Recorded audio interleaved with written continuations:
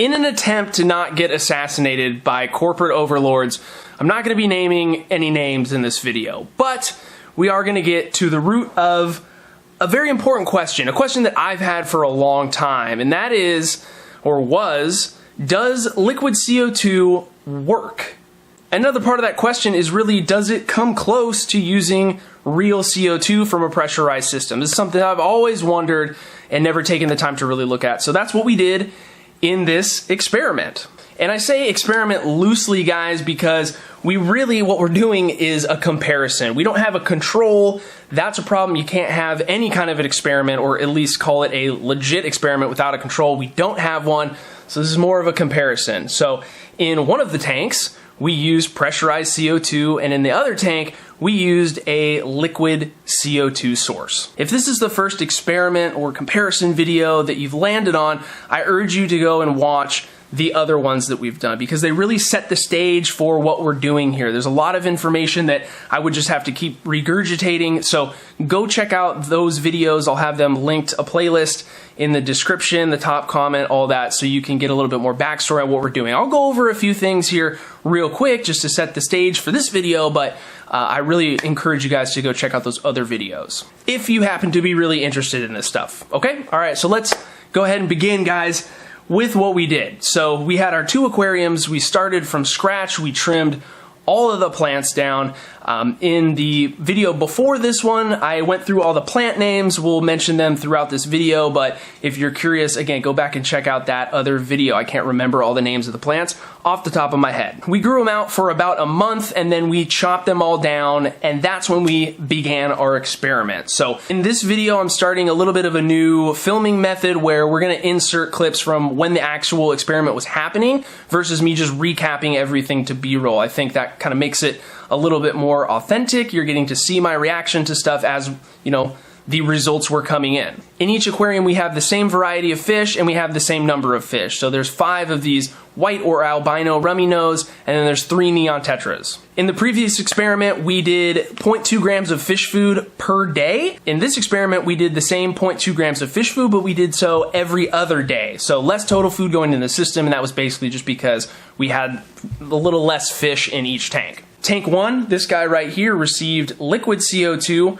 while tank number 2, right here, received pressurized CO2. So for the liquid CO2 tank here, we ended up adding a little bit more than what was recommended on the back of the bottle. And that was really just because we have sort of a weird number here. We don't have a round, like, even 20 gallons or something that would be super easy to dose, and I was comfortable with going over a little bit. I don't think that that would negatively impact our comparison. If anything, it would help this tank out. For the CO2 tank, we just did our whatever few bubbles per second, whatever got us to make sure that we had a green reading in our in-tank drop checker. This, of course, tells us that we have close to 30 parts per million CO2 in the tank, and that's a common target for pretty much everybody that uses CO2. We did this experiment for a total of 28 days. You're gonna see clips where I'm looking at the tank and saying it's day 9, day whatever, so you can see kind of the progress of it all. And then we, of course, have a bunch of pictures. We took a picture almost every day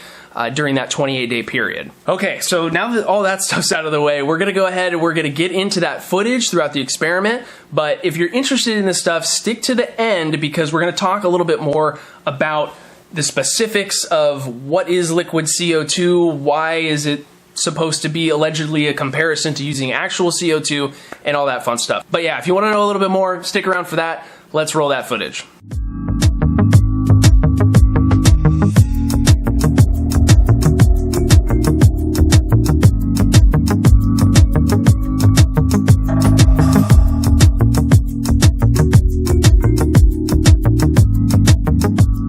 Here we are out at the tanks, guys. It is day 9 of the experiment, okay?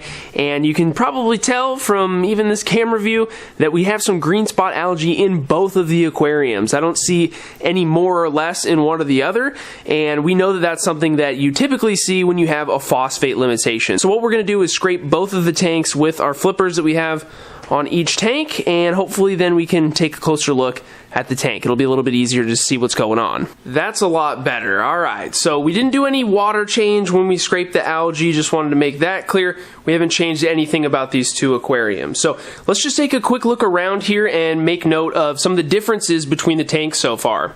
The first difference I want to point out is the Rotala that's up in the front in the CO2 tank. So we're seeing a lot more coloration in this compared to the same Rotala over here in the tank. The new growths are a lot bigger on this one, and they have a more red color. If we come over here and look at these, they do have new growths, they're just not as big, and they haven't changed colors as much. And we see a similar story with the mini Liguigia, the super red right here. If we compare that over here to the stuff in the tank, we do have new growths, just like on the other side, but it's definitely not as red, or it hasn't really turned as red yet. And then we have the Rotala in the back, guys, and if you remember, we kind of had a little snafu with some dead stems, so we cut and placed some new ones in the back there, so these ended up being a little bit leggier than the other body of Rotala over here, so that's just something that we're going to have to remember as we go throughout the experiment. And then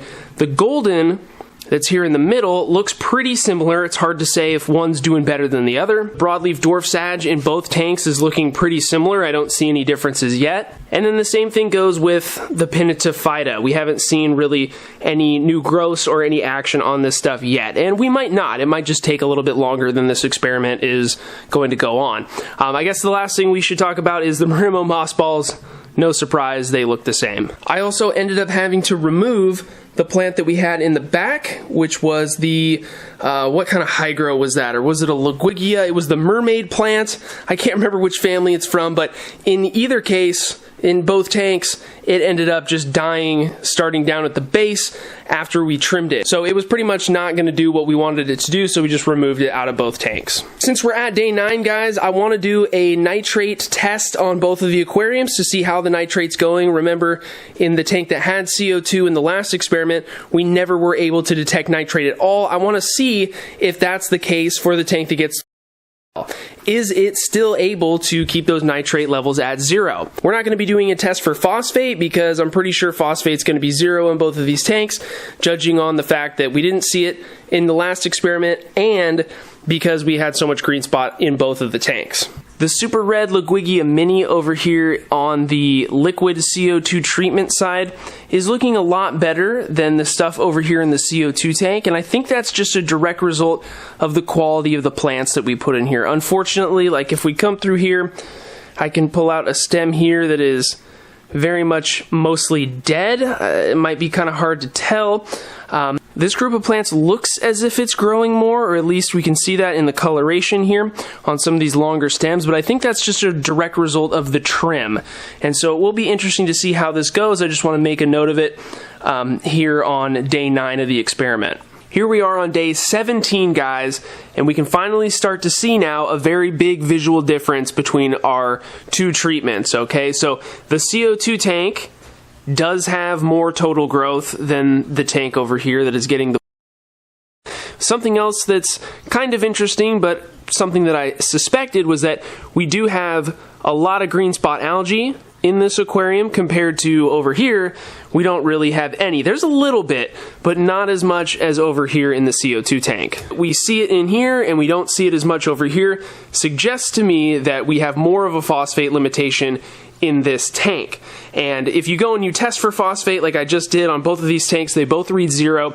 We're just not able to see with that test a resolution that will give us any data, and that's just a problem with the kit. It doesn't have high enough resolution to see those super small concentrations. So who knows what the difference in the phosphate concentration between these two tanks is. You know, they're probably never 0 in either one, but we just don't have a way to find out what the difference truly is. Before we talk about kind of what the plants are doing, I think I'm going to go ahead and scrape the green spot so we can see things a little bit better. 17 days into the experiment, and this is what we see. So let's start here with the dwarf sag, okay? Get a look at, you know, the relative plant volume there, and then let's zoom over to the dwarf sag over here. Just based on purely visuals, purely qualitative eyeball analysis of this, it does appear like there's more plant volume in the dwarf sage in the tank that has CO2. And likewise, we see basically the same story with all the other plants. We talked about kind of the limitations with the super red Liguigia and that the trim over here wasn't as good. So if we look over here at this body of plants, there's a lot more new growths, and the plant overall here is a lot more healthy. But again, I think that that's not a result of the difference in treatments. It's just because of the starting material of the plant that we had. But we can definitely tell over here the leaves are bigger, they're more red than they are over here on this side. The same story with the Rotala in the back here. Okay, so if we come over here and we look at this stuff, we're seeing about the same leaf size, but we're seeing a little bit more aggressive growth. Remember, this side over here, we had to do some weird replanting, and that's why you see those tall shoots, okay? So we're basically just trying to look at this portion of the plant and equate that over to here. But I don't see a huge difference in the growth. Maybe a little bit longer leaves, but not a huge difference on that plant. Probably the easiest growth difference to see is the Rotala that we have here. Okay, there's a clear difference, larger leaf petals, more growth than over here in the treatment with the golden plant, or I can't remember exactly what it's called, I'll put it on the screen, isn't doing great in either scenario, but it's definitely doing something a little bit more over here in the CO2 tank. So we have this one new growth kind of in the center of the screen right now, where you see more of its true submerged form, whereas the rest of the plant just hasn't really done a lot, and that's the case on both of them. But we don't really have much of the true submerged growth happening over in this one. Obviously the moss balls, I mean, I just threw those in for fun. They're looking the same. But then if we take a look at the Pinnatophyta, so we have this one new growth here, kind of at the base of the roots here. Not a lot else has happened on this plant, you know, at the nodes, which is where I expected new growths to come from. Maybe there's one up here, but it's kind of hard to tell. It's really, really small. But if we come over here and take a look, we have also one new growth kind of close to the root system, but it's definitely a little bit smaller than the one we have over here on this side. So this tank does look like it's performing better than this one. You are going to be more prone to a phosphate limitation, which is not always, but pretty commonly going to result in a little bit more green spot algae, which for aquarium keepers, planted fish tank keepers, isn't a huge deal. You just, you know, scrape the front of the glass, the sides if it gets that bad. Not a huge deal. But, you know, I think we're going to let this experiment keep going for another, you know, more than a few days. I want to see what this does at least a month in to really get a dramatic comparison here.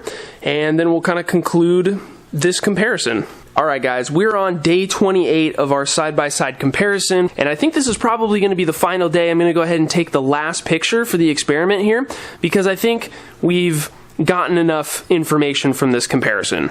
The green spot algae has finally made an appearance on our tank over here, and we have only slightly less over here on the CO2 tank. And of course we did a scrape on this where we didn't have to over here because we hypothesized that this tank is more phosphate limited than this one. So I'm going to go ahead and clean both of the tanks up. Just wanted to make a note of the green spot there, and then we'll kind of talk about our final interpretation of what we found here. And I just wanted to mention, we do have a little bit of hair algae growing in this tank. It might be hard to see, but maybe there's an angle where you can see it blowing around in there.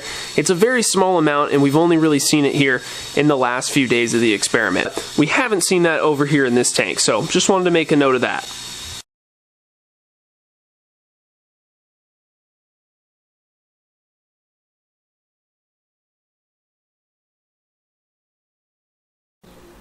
I'm not sure how many days into the experiment we are, guys, but I stopped taking pictures a few days ago just because I think we get the point here. I have continued with the addition of the CO2 is still on this one. We've just cleaned the tanks up, and now we're going to kind of make our final talk about this. So let's just take a look here at the tank that had CO2 and talk a little bit more about the big differences. One being that the golden, whatever that plant is called in the back, is actually finally, after a very long time, starting to produce some nice foliage, whereas compared to it over here, it's still kind of doing its thing, looking pretty stunted. And the same goes for pretty much everything else. I mean, the Rotala in this tank It doesn't look stunted, I wouldn't call it that by any means, but as you can see, the stuff over here is doing way better. The leaves are way bigger, the brightness is higher over here on the Rotala, this specific variety, and that pretty much goes for all the plants. So the Super Red Mini, bigger leaves, it's more red, same with the Rotala in the back, and even the Hygropenetifida in the front. This plant has gotten a little bit bigger, not by much, but the new growth here is a lot bigger than what we see over here on the Penetifida without the CO2. And it's a much darker green color, something more typical from what you'd see from this plant when it's happy. So things are looking really good in this tank. The broadleaf dwarf sage is looking a little bit more prolific than the stuff over here, just in overall size, and there might be a little bit of a color difference, kind of hard to tell.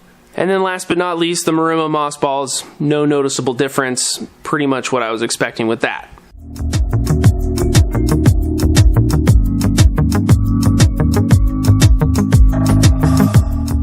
So there you have it, guys. Those are the results, 28 days. Pretty obvious that the tank with normal pressurized CO2 very much so outperformed the tank with the liquid CO2. Another thing I want to add is that we did monitor the nitrate in this tank. You probably maybe saw that in the footage already, but here's the quick little graph. We just took it at 3 different points in the experiment, and we see that that nitrate concentration rises, which is something that we saw exactly kind of in the same way when we did the experiment with no CO2, no nothing versus CO2. I was curious as to if the addition of the liquid CO2 would help curve the nitrate spikes that we see, right? And again, it's hard to really extrapolate any information from that beyond just that, because we were feeding less food. We can't compare it to the previous experiment, different conditions, different setup. But it is something to say that, you know, we saw that accumulation of nitrate in this tank, but we didn't in this tank. So what's the deal? Liquid CO2, does it work? Does it not work at all? These are questions that I think are important. Unfortunately, we can't really answer them, and that's because we don't have a control tank. If we had a third tank over here that got nothing, we'd be able to see if there was any difference between that control that had nothing and this tank. So we definitely can't say that the liquid CO2 has no effect. Okay, I just want to make that really, really clear. But we can say that normal pressurized CO2 at roughly 30 parts per million does outperform liquid CO2. I'm just now realizing that I didn't really state a hypothesis or anything. I guess I'm a bad scientist, but that was my what we saw here was essentially my hypothesis, was that liquid CO2 would not do nearly as good as regular CO2. But there are some things that I want to make note about the liquid CO2. And we're going to talk now about kind of like what is liquid CO2 and why I think is the reason for why it doesn't work as good. So the first thing we need to address is, what is liquid CO2? What's in it? And the answer to that is a little hazy, because a lot of this stuff is a proprietary blend, so that information isn't public. Now, what we do know is that liquid CO2 or products claiming to be liquid CO2 are probably glutaraldehyde or a glutaraldehyde analog. What is glutaraldehyde? It's a small carbon-based molecule that is supposed to act as a carbon source intermediate. So without getting into like Krebs cycle or citric acid cycle, whatever you're into, there's a big circle, if you look at a textbook, of carbon that goes through and it releases energy, it changes forms, and then that's how your cells create energy. If these products contain glutaraldehyde, which we don't know for sure, but we also pretty much do know that that's what they are, the theory is that glutaraldehyde will get into the cell, it will act as a molecule that is an intermediate in that process, and that way the plant isn't reliant on making glucose to feed into that cycle. It can kind of cheat and feed this molecule into that process, and that's the stuff that we pour in the tank. Based on what we see here, that's either a very inefficient process actually for the cell, or it's simply not enough to really make a difference, or it's not what's happening at all. And that's all really we can say about stuff. I don't want to be reaching for other answers. Obviously, the natural way that a plant creates energy is by fixing CO2 in water, making glucose, and then feeding it through the normal Krebs cycle. So, I don't know, you try and cheat nature, it doesn't work. Sometimes it does, right? But in this case, it appears to not be able to cheat the natural cycles in these plant cells. Something that I also want to mention and kind of react to was the fact that we did have a little bit less algae in the tank with the liquid CO2 added, which is one of the benefits of using a glutaraldehyde or glutaraldehyde-like molecule. This is a molecule that is used to sterilize medical equipment. It's a biocide, it's a disinfectant. I mean, it's used in all kinds of different industries. It is a toxic thing, and you should be cognizant of that when using these liquid CO2 things, because if they are glutaraldehyde, can be a toxic thing. So you definitely don't want to be putting in a bunch of extra in there. I don't know what the lethal dose is, but it's probably, I mean, it's something you don't want to mess with. And you definitely don't want to leave the cap off and accidentally dump a bunch in. That would be very bad. Now, these products are used frequently as an algicide. People use this stuff to get rid of blackbeard algae. They can go in with a syringe and spot treat, and that works well. We did see a little bit less algae in this tank. We didn't have the string stuff that we had a little bit of in the CO2 tank. So there definitely is a purpose and a function for this stuff. But I just think that, I made this video because I don't want people to be spending money on this stuff and adding it to their aquarium thinking that they are replacing what CO2 can do for their tank. I know a lot of people, I've seen it in comments a million times, because obviously I'm a very pro CO2 person, right? People say, I got my low-tech tank, I just put in a little bit of liquid CO2, everything's really good. That's all fine and well. You should do what works for you. But you're not in any way, at least after this comparison, you're definitely not replacing what regular pressurized CO2 can do for your system. So again, it's totally up to you. I'm not trying to bash anybody that uses liquid CO2. Again, if it works for you, that's great. Keep using it. Be careful of its potential toxic side effects if you put in way too much. But it's up to you guys. I just wanted to show this just in case you were maybe somebody using this stuff that was like, that's how I get my CO2. I don't think you can compare these two at all. So last thing, guys, while I was doing a little bit more information digging for this video, went to the Barr Report a few times. If you're not familiar, that's Tom Barr's forum, the Barr Report. It's like the best planted tank science geek hangout ever. I love that place. I've been going to it for years when I have these really complex seeming questions. So check that out if you want to learn more about just anything about planted tanks. And something that I read a few people talking about was how these liquid CO2 products, when you put in the amount that you're supposed to, by doing math and stoichiometry, you can infer that the parts per million of CO2 are the equivalent that you would get somehow from using this intermediate. Not really sure how that exactly works out. Need to look into it more. But it's roughly just a few ppms of CO2. So maybe that's why, is that the amount that you put in that's not going to be toxic, it just doesn't create enough CO2 to really make a difference. Again, we use 30 ppms of CO2 to get these kind of effects, and so that could totally be it. But anyway, guys, I digress. I think that's pretty much all I want to talk about in this video. I'm sure it's long enough. It's probably a monster, 20 minutes. Jeez. Thanks for hanging in there with me. I guess this is actually the last thing I want to say. Holographic duckweed sticker. Any order on the sticker store that you place over the weekend, you'll get one of these guys for free. Okay, so that's the holographic weekend promo that we do every weekend. It's always a different holographic sticker. So check that out. Support the channel if that's what you're into. We also have magnets, static clings, and we're working on some other stuff too. So appreciate all the support, guys. Yeah, CO2, can't replace it. It's a great tool. I love it. It certainly can have its issues, but I really enjoy it. That's what I'm into. So moral of the story is, be into what you're into, have fun with it, and as long as you're still keeping fish and planted tanks and having fun, it's all that matters. So, all right, guys, thanks for watching. Check out the other science videos, and we'll see you in the next one.